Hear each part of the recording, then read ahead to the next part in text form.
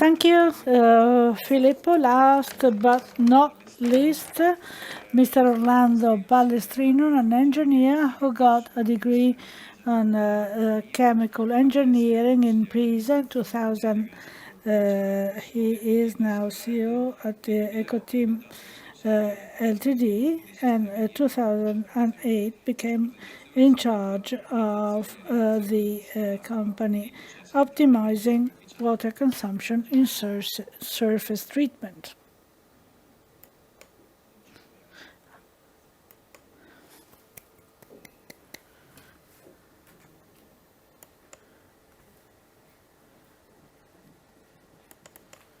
Tornare indietro?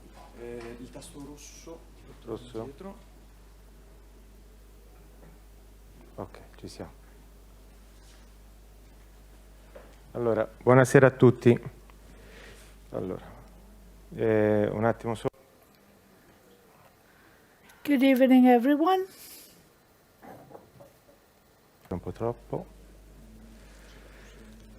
Sì, perché scorre in automatico. Ah, scorrimento automatico. Non so se Ci sia la pausa. aspetti un attimo, Controllarla. Sì, grazie.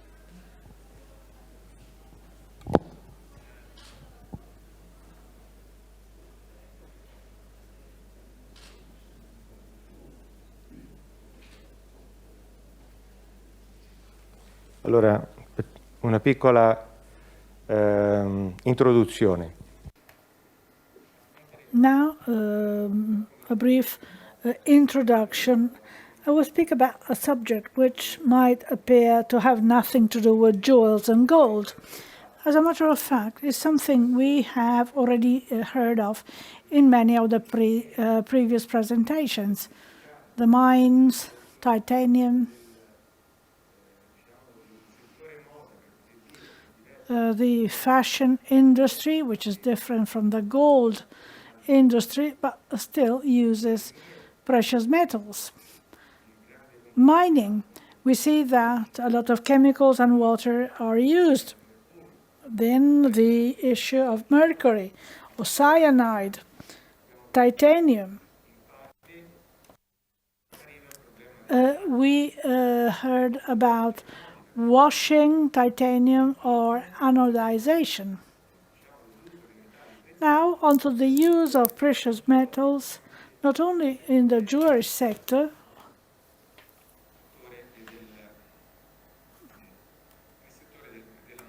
but also in the fashion industry, i.e. using precious metals as a finishing of an object.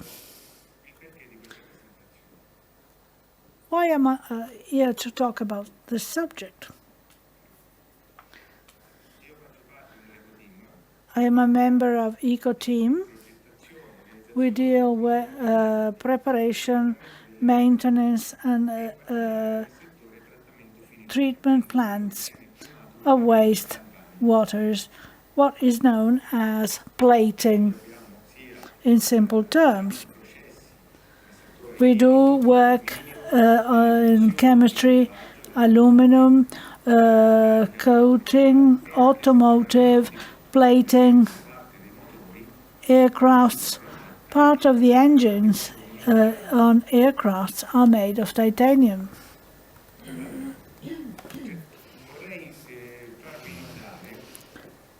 Please note that there has been a great change, which is still ongoing, concerning environmental awareness.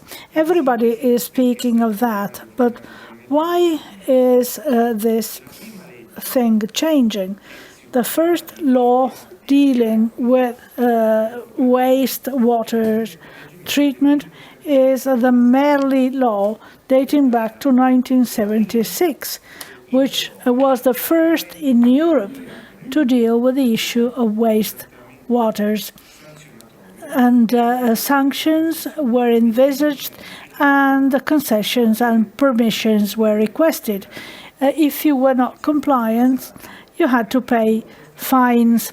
Then, Legislative Decree 152 of 2006 which frame the management of waters. In 2019, that appears to have nothing to do with the environment. We had Industry 4.0. Today, we speak about DNSH. What's that? Industry 4.0 and environment. What are the key points? This is an Italian regulation stating that water treatment plants included in Group 2 Annex A of the materials admitted to Transition 4.0 or systems for quality and sustainability assurance, with particular reference to filters and treatment of recovery systems for water, air, oil, chemicals, and dust, with signaling systems of the filtering efficacy, and so on. That is a key point. The issue of sustainability is no longer considered as a mandatory constraint, but as an opportunity. Let's move to the Green Deal. The center pillar of New Generation EU is the Recovery and Resilience Facility, which, among other objectives, aims at supporting actions that contribute to implement the Paris Agreement and the UN Sustainable Development Goals in line with the European Green Deal. The objective is zero pollution for an environment free of toxic substances. The DNSH means do no significant harm. That means that the recovery plan action should not cause any significant harm to the environment, and this is a key principle to access funding of the recovery fund. The plans must include actions which contribute 37% of the resources to the ecological transition. This is based on the provisions of the Taxonomy for Sustainable Finance adopted to promote private sector investment in green and sustainable projects and help achieve the goals of the Green Deal. What are these criteria? Climate change mitigation, climate change adaptation, sustainable use and protection of water and marine resources, transition to the circular economy, including waste prevention and recycling, prevention and reduction of air, water, and soil pollution, protection and restoration of biodiversity and health of ecosystems and oceans. Very rapidly on that. Who is affected in our industry? Those who use C24 4.1 precious metals production and treatment and coating of metals, so plating, goldsmith, and those who modify the surface. So we moved from attitude of leveling sanctions to being able to make proposals and to think about the future. And this is a European pillar, zero pollution for an environment free of toxic substances, sustainable use and protection of water resources in line with the legislation. We had Decree 152, prevention and reduction of air, water, and soil pollution. How can we reconcile the two things in our industry? Low impact plant design, use of low toxicity products. Don't use cyanide to recover gold. This is a key pillar. Design efficient systems, reuse and recovery solutions, zero liquid discharge. These are indeed topics that we heard many times today. Let's now talk about designing efficient plants. What's that? We heard about water, which is used in different forms. Any surface treatment process implies washing. So I do something, I wash the item, do something else, I wash it again. For a coating, I might use nickel plating, then copper plating, then gold plating, and in between I do washings. This is the chassis of a car, which is immersed in a pool. The same happens for the plating plants or the washing of the soil in a mine. Rinsing. The design of the washing system is linked to the process. So depending on the process, I indeed organize the rinsing based on the purpose. Nickel plating, plating, and so on the number of rinsing and the type of rinsing. It depends on the production, surface, more or less water, and the final goal. If it's the final rinsing, it has certain features. It is the final one. It has different features. X0 is the process, might be gold plating, silver plating, nickel plating, degreasing.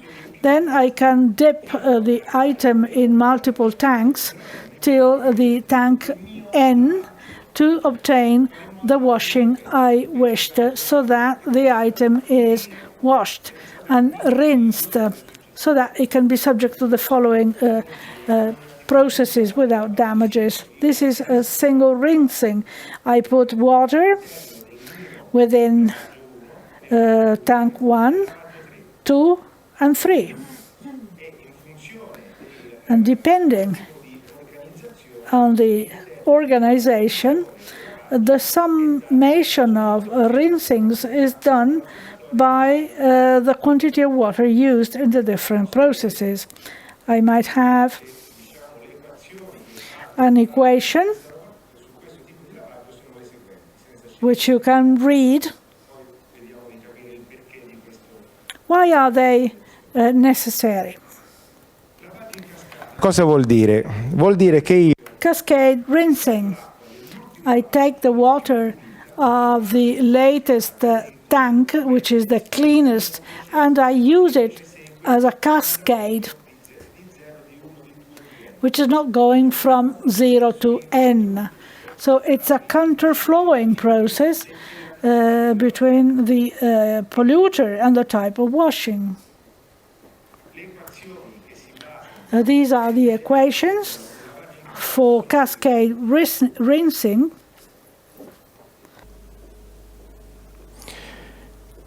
perché abbiamo analizzato Why two types of washings? There are plenty, not only two. Well, let's see what is the advantage in using one method and the number of washings and the sequence of washings in our process.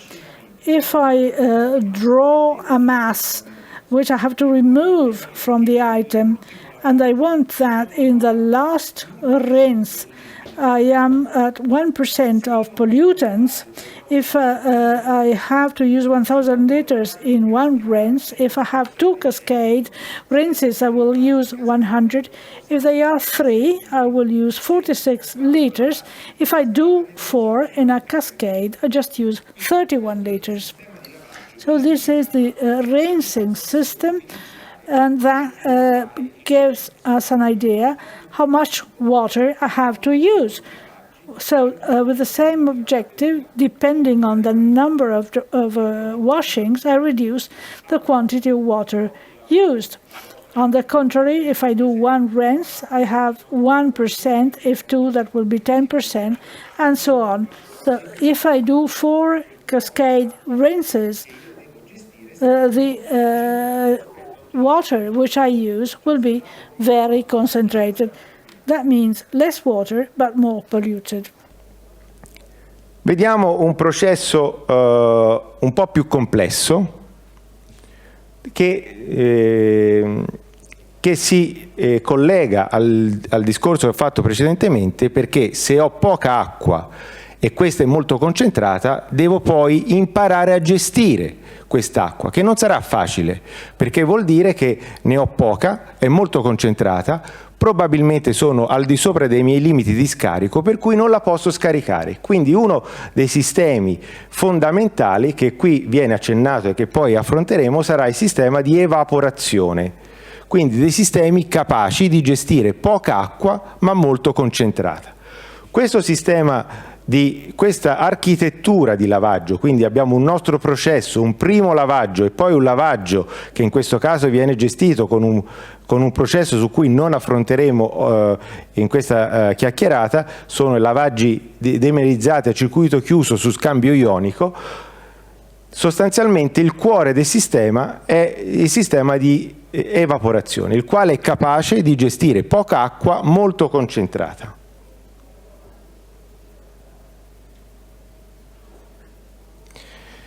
Ecco, vediamo l'andamento, diciamo, della quantità di acqua a parità di inquinante.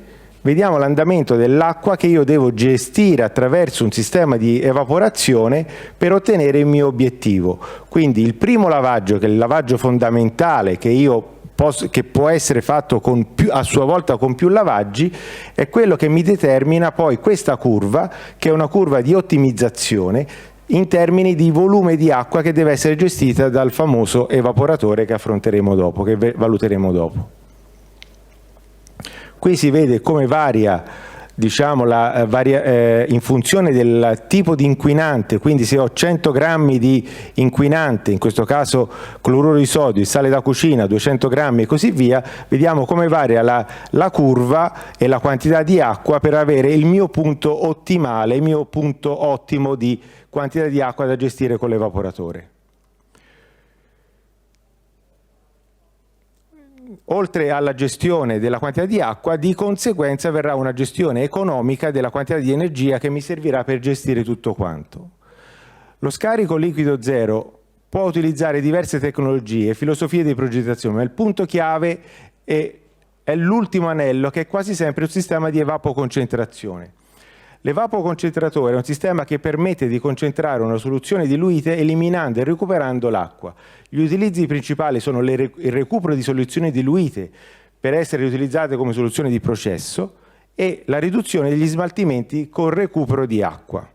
Ad esempio, se io ho una soluzione di nickel o una soluzione d'oro che però ha un titolo troppo basso, io la posso concentrare per essere riutilizzata nel mio processo, oppure per gestire i famosi lavaggi successivi al mio processo di trattamento galvanico o di altra natura, come può essere il lavaggio dei pezzi di titanio. Che cosa sono, quali sono le tecnologie che vengono utilizzate per evaporare l'acqua? Le tecnologie sono la cosiddetta pompa di calore, che è una tecnologia che è molto simile a quella di un condizionatore per produrre aria calda, aria fredda, oppure se ho delle fonti esterne termiche sia di acqua calda che di acqua fredda, quindi utilizzo sistemi di evapoconcentrazione d'acqua calda, oppure la ricompressione meccanica dei vapori, che può essere in varie forme tecnologiche, circolazione naturale, forzata, falling film. Andiamo ai punti fondamentali. Se io faccio bollire l'acqua e non recupero il vapore che c'è, che produco, io userò 640 watt per litro di acqua o per chilo di acqua, è la stessa cosa. Se io utilizzo sistemi a pompa di calore, quindi simili a quelli di un condizionatore che abbiamo in casa, questa tecnologia qui, userò 160 watt per litro di acqua. Se invece ho delle fonti esterne gratis, solamente per far girare pompe, motori e quant'altro, i sistemi ad acqua calda utilizzano 80 watt litro, altrimenti il sistema più economico è la ricompressione meccanica dei vapori, che è un sistema relativamente nuovo, che noi produciamo da circa 15 anni e che consuma solamente 50 watt litro. Il motivo per cui sono qui è perché la Legor ha installato un sistema del genere ed è molto contenta. Questo è il motivo. Conclusioni. La riduzione del consumo d'acqua fino al punto estremo dello scarico liquido zero nei processi di trattamento superficiale persegue l'obiettivo di inquinamento zero per un ambiente privo di sostanze tossiche. I costi di esercizio, che sembravano essere folli fino a qualche anno fa, si sono ridotti molto con i nuovi sistemi di evapoconcentrazione, per cui possiamo ritenere questi processi molto vantaggiosi. Grazie.